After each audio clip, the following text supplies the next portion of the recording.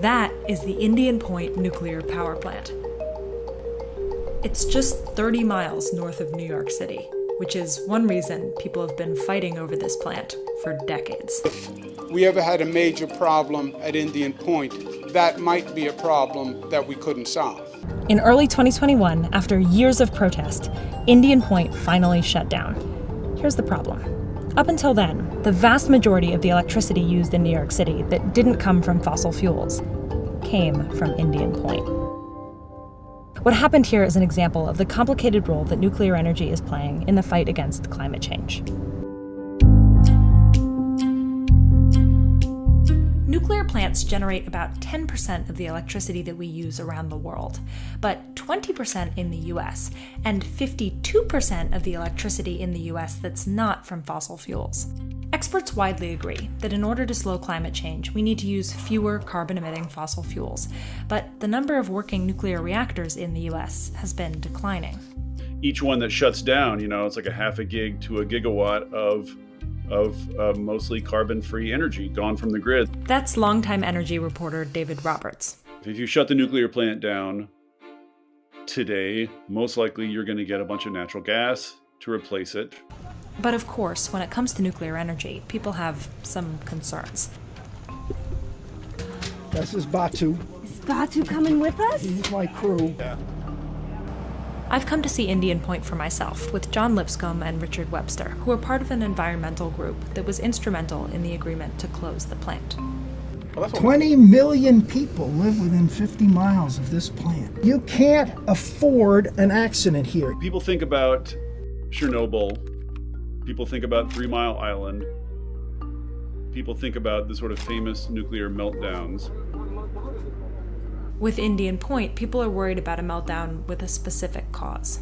Al-Qaeda actually considered targeting a nuclear power plant. It became clear to many of us that this was a safety hazard. The thing is, the tragedies of nuclear disasters create a skewed picture of how dangerous nuclear energy actually is.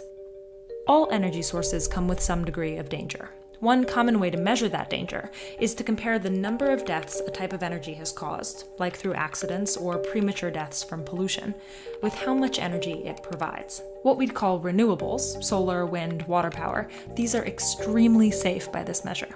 Natural gas is less safe. Oil and coal are much, much more dangerous. Here's nuclear. This takes into account all nuclear accidents, including thousands of deaths from radiation. So if you're choosing between nuclear and fossil fuels, purely on a safety basis, there's no comparison. But human safety wasn't the only concern that led to the plant's closing.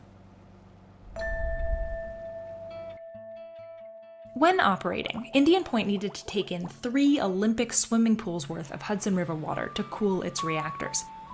The water went in through these grates and then was filtered through a grill, then flowed on into the rest of the plant.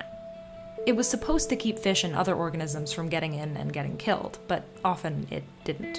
And there are organisms that are either pushed onto the grill or they're entrained on the water, go through the plant and get killed. And we estimated about 1 billion organisms a year were being killed in that way. The people who have those concerns are sincere and those concerns are real, but in all human affairs, you have to ask, compared to what? Climate change, if unrestrained, that is going to be far more devastating for far more ecosystems and far more rivers and bodies of water than any conceivable effect of, a nuclear power plant. And then there's the third big factor at play here, which is the reason these nuclear plants are so vulnerable to public opinion in the first place. In the last 10 years, the price of electricity from renewables and natural gas has plummeted as their production has gotten cheaper and easier. The price of electricity from nuclear has gone up, in part because of regulation to address safety concerns. Existing nuclear plants are struggling to compete, and building new plants has become prohibitively expensive. So when you combine cost, plus the fear of a disaster, plus the environmental threats, it's not hard to understand why nuclear plants are closing. But David says there's one final distinction here that should be getting more attention, something that nuclear energy has that renewables don't yet. Wind and solar energy come and go with the weather. So you need power that's firm. And by firm just means you can turn it on when you want to and run it as long as you want to. We have tons of firm power now. I mean, most of the power on the grid right now is firm. Every fossil fuel power plant counts as firm power. But what you need if you're going to decarbonize is clean, firm power, i.e. firm power that doesn't emit greenhouse gases. That's much trickier. There are not as many candidates for that. Nuclear is not the only option for clean, firm power, but it is one that we have right now, one that's currently putting huge amounts of power onto the electricity grid.